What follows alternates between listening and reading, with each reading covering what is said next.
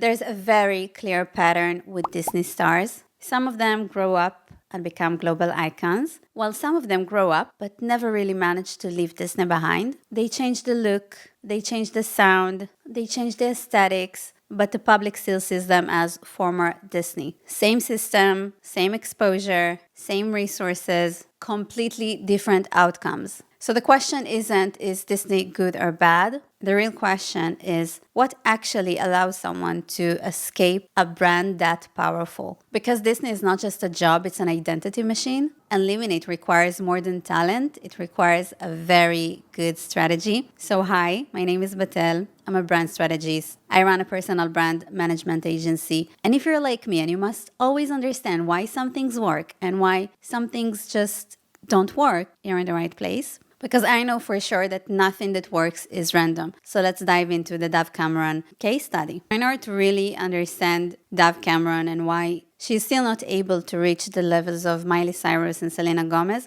we must first examine what a successful Disney exit actually looked like. So it was never about just growing up and wearing darker clothes and appearing more sexy. When you examine it, a real exit does three things. First of all, there's always going to be a clean mental break. Miley Cyrus didn't slowly evolve. She created a cultural moment so extreme that the old image just collapsed. The VMA performance wasn't random. It wasn't a meltdown. It was a rupture. After that moment, no one could unsee Hannah Montana as dead. That's the key. You don't replace an old image. You make it unusable. Selena Gomez took a whole different route, but reached the same result. No shock, no scandal. Instead, she replaced the Disney identity with vulnerability, emotional exposure, mental health, adult relationships. Every project reinforced the same message: I'm not a character anymore. Different execution, same outcome. Disney became irrelevant to how the audience understood her. Now, second, it always gets back to having one clear narrative. Miley is about freedom, self-definition, rebellious. Selena is more about humanity, softness, emotional truth. You can describe each of them in one sentence, and that's not accidental. That's exactly what makes something stick. And third, consistency over time. They didn't test different identities. They committed. No mixed signals, no half steps back. They chose one narrative and they were sticking to it. They communicated one coherent identity, so it's easy to understand who they are. Now, this is where Dove Cameron becomes interesting,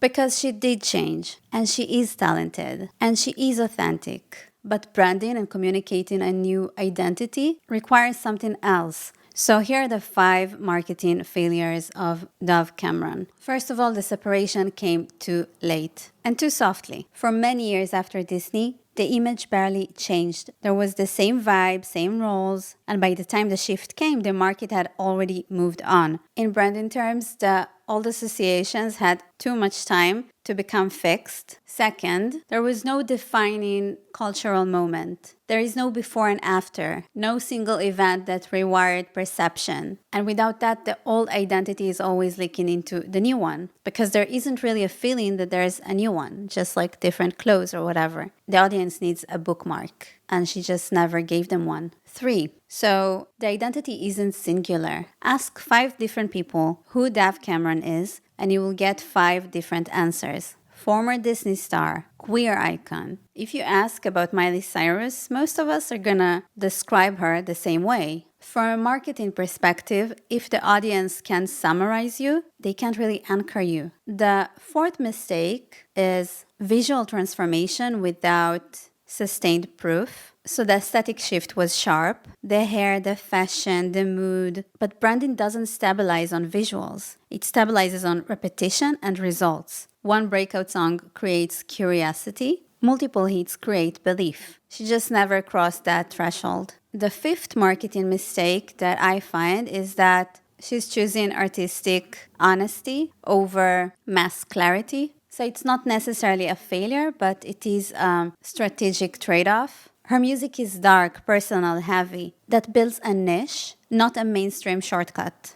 Icons simplify emotions, while Dove chose depth that just slows scale. Now, here's the uncomfortable truth. A good branding doesn't reward talent, it doesn't reward effort, it rewards clarity. The Disney stars that manage to exit Disney and succeed are just easy to understand. One sentence, one emotional promise, one consistent signal. The core problem here is obviously positioning. I think the day you ask 5 different people who Dove Cameron is and you will get one answer is when she's successfully exited Disney. If you like this video, if you learned something new, I would really appreciate that you would like it and subscribe to my channel. See you next week.